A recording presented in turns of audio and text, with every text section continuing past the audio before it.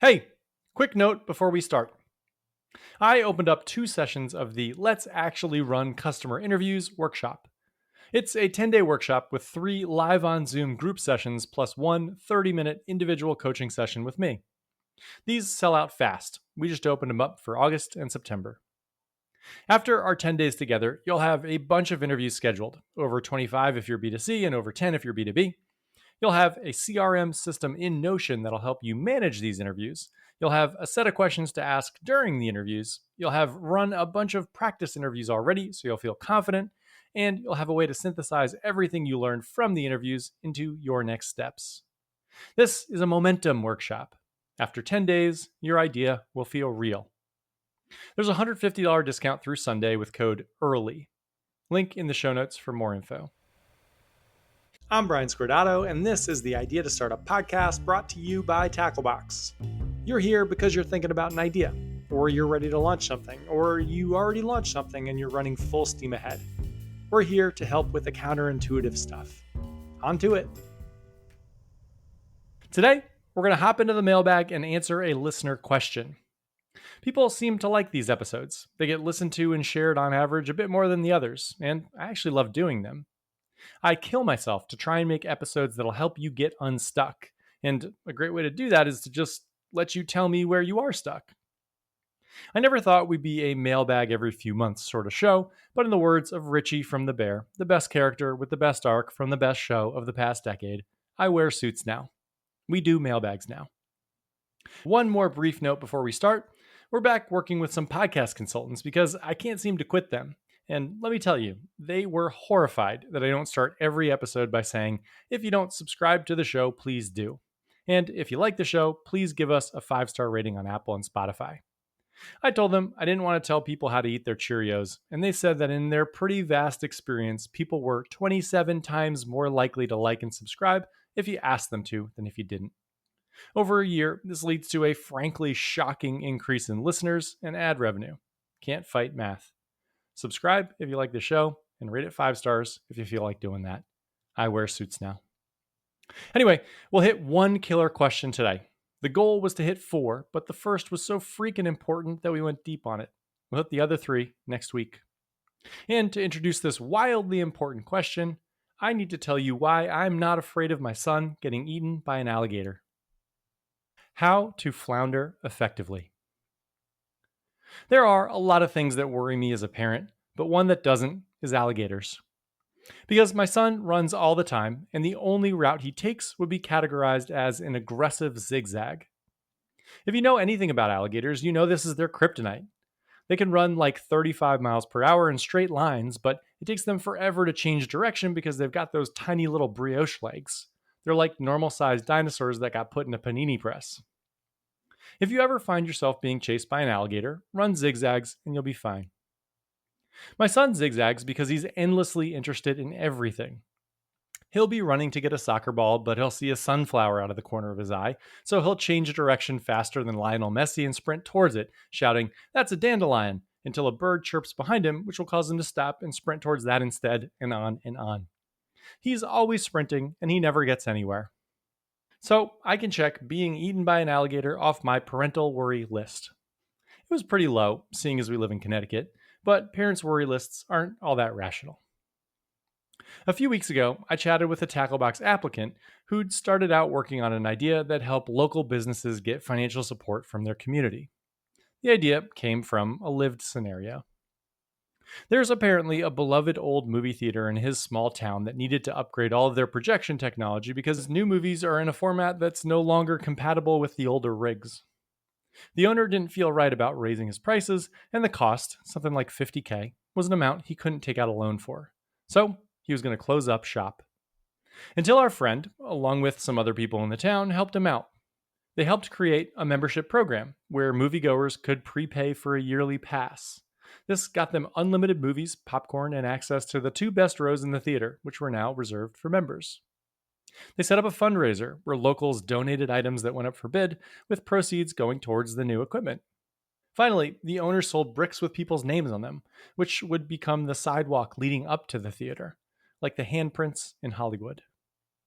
The movie theater raised the money it needed, upgraded the tech, and continued to be a staple of the town. Our founder friend's initial idea was called Community Investment Circles. He'd create the infrastructure for neighborhood investment groups, where, say, 50 neighbors would pool capital to invest in hyper local opportunities that benefited the community while generating returns.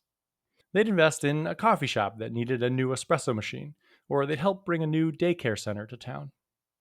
The hope was to help people lean into their communities with financial incentive. His product would be the tech platform that handled the deal flow and structure and all that. That is where it started, at least. But then, in his words, quote, things got a bit nutty. He told me the story. Well, he said, I started by trying to find other examples of projects that had worked, like our movie theater.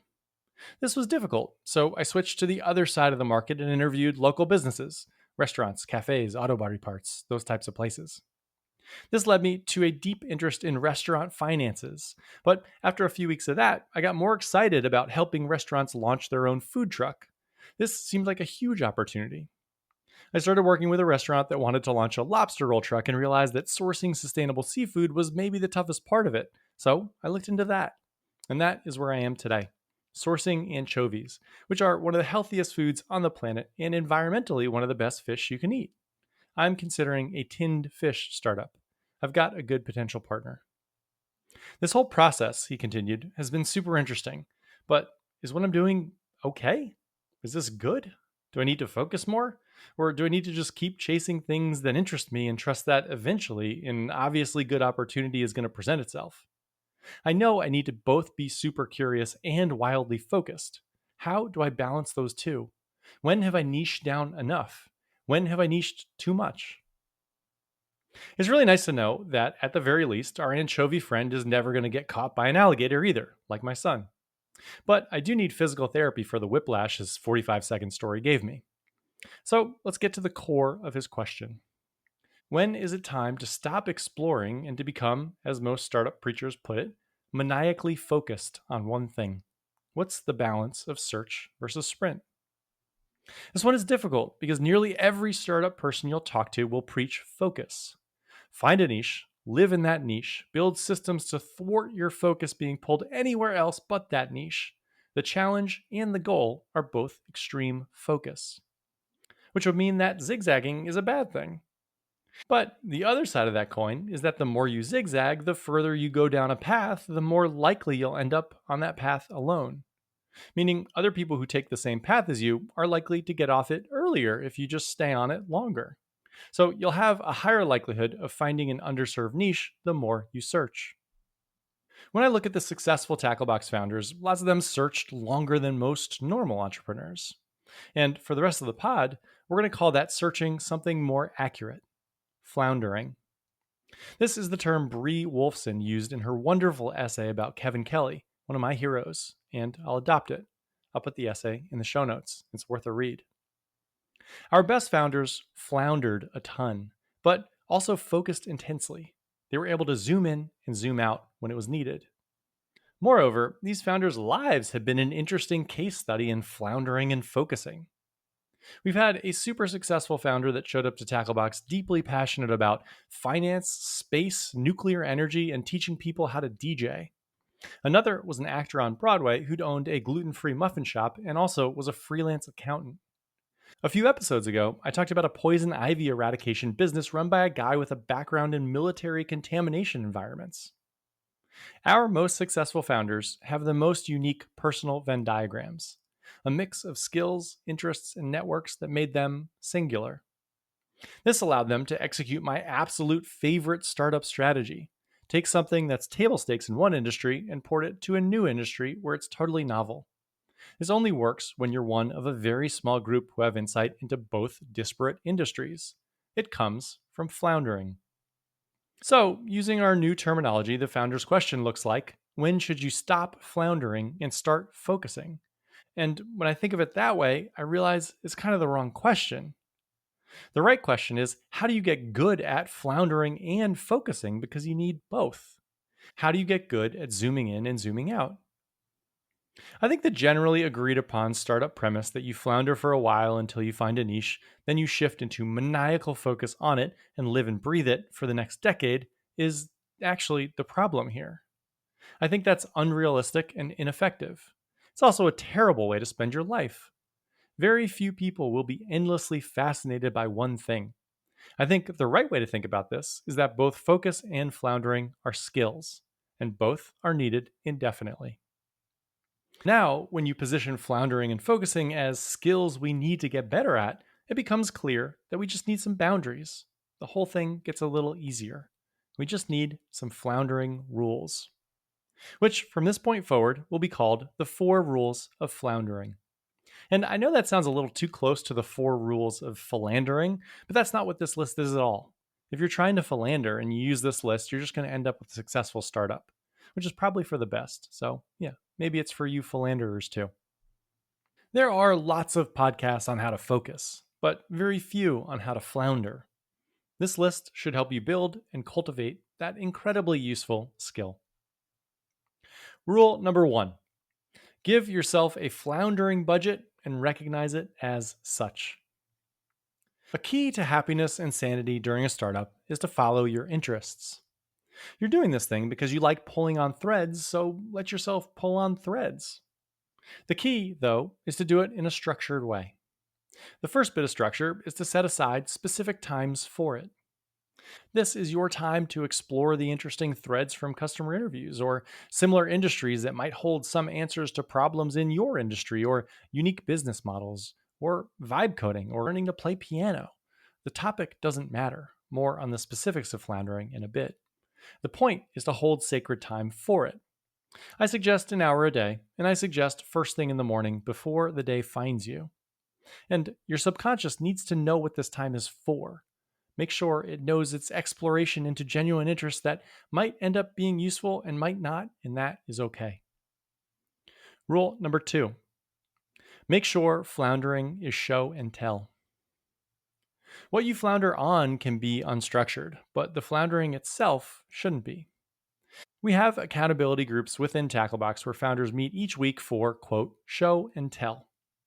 You have to show up with something you've done. You can't say you researched something or thought about something. You need to have a landing page you made after a conversation with a customer or an email draft you're planning on sending to trucking companies. Every week, or every 2 weeks if you'd like, you need to produce something from your floundering. Find a floundering partner if you'd like to make it a bit more fun, and commit to weekly or bi weekly meetings where you show and you tell. Rule number 3: create floundering metrics for customer segments and ideas. A tricky part about floundering is you'll come up with a bunch of interesting startup ideas and customer niches, and you'll have to decide whether there's actually something there or not. It's really easy to fall into the all babies are cute syndrome. So we need to trade the dream of the idea for the reality of feedback. For each interesting opportunity your floundering uncovers, define one simple test you can run in under a week. New customer segment? Send 10 cold emails with a value prop. Interesting product idea? Build a basic landing page and buy $20 of Google Ads. Adjacent market opportunity? Schedule 3 phone calls with people in that space. The point isn't whether these micro tests succeed, it's just getting some data to make sure that you can see the ugly baby. And if the baby isn't ugly, keep pulling on the thread. Trying to kill an idea is a really effective way to test it. Rule number 4: do flounder therapy and don't judge your floundering. A lot of times, floundering is actually you avoiding working on the main thing because working on the main thing gets scary sometimes. So, run a little flounder therapy with yourself every week. There are 2 good lines of questioning. First, are you exploring new niches because you're genuinely curious or because you're avoiding the hard work of going deeper with the customers you've already found? And second, is this fear driven or interest driven? The other side of the floundering coin is judging your floundering, trying to predict what's going to be valuable before you do it. Don't do that, because your predictions will be the same as everyone else's, which means you won't end up somewhere unique. If you need to scratch an itch for paleontology, do it. I cannot tell you how useful this might be. Literally, I don't know if it's going to be useful or not. It might be totally useless or it might be a breakthrough. But if your subconscious knows what the main thing you're working on is, it'll look at all your floundering through that lens. It might pick something up in paleontology that helps your core thing. So follow your interests and don't judge them. You can never predict which is going to be helpful. Those are the rules. And yes, I did ask ChatGPT what its 4 rules of philandering would have been, and my goodness, was it haunting. I don't even want to make a joke about it. Clean it up, AI. Okay, floundering and philandering over. We started with a metaphor about outrunning alligators, and we'll end with a metaphor about outrunning alligators. If you pick a thing to focus on, then only focus on it, you're going to get caught by that alligator. You'll have a predictable product that's easy to compete with. You won't have a differentiator and likely won't be able to shift and adjust when you need. On the other hand, if all you do is zigzag, you won't get eaten by that alligator, but you're not going to get anywhere either. The key is balance, and the balance is likely 80% main thing, 20% floundering, or somewhere in that range. The danger is to mess up those percentages too stark one way or the other. To flounder too much because you're scared of the real work, or to avoid floundering because you don't see the immediate, obvious benefits to it. My wife and I regularly default back to the show alone for the 30 or so minutes each night we have for TV while one baby or the other baby has a bottle. The premise is a bunch of survival experts are dropped into completely wild territory, like Mongolia, completely alone. The one who lasts the longest wins $1,000,000, and whenever you need to be picked up, you have a button at all times that you can press. You'd imagine that the hardest part of lasting 20, 30, 40, 60, 80 days is finding food or shelter or staving off the cold, but it's not. People press the button because they're lonely, they miss their family, and they tap out.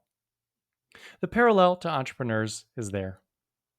This thing will be extremely hard, and the key is to last the longest, to survive. And survival requires you to be well rounded. Entrepreneurs are interested people. We love to flounder. It's in our nature. It's why we did entrepreneurship in the first place. We pulled on a bunch of threads, and one really captured our interest. You'll last longer in this startup wilderness if you're able to lean into that, to pull on threads to keep your soul happy and your business differentiated. And if you misread the title of this episode and thought it was the rules on philandering, just toss that into ChatGPT. They've got you covered in the absolute creepiest way possible. Seriously, clean it up, AI. Mailbag Part 2, next week. This was the Idea to Start a Podcast, brought to you by the Let's Actually Run Customer Interviews workshop. Let's actually run customer interviews. Force yourself to do it. 10 days, dozens of interviews. See you there. Details in the show notes. Have a great week.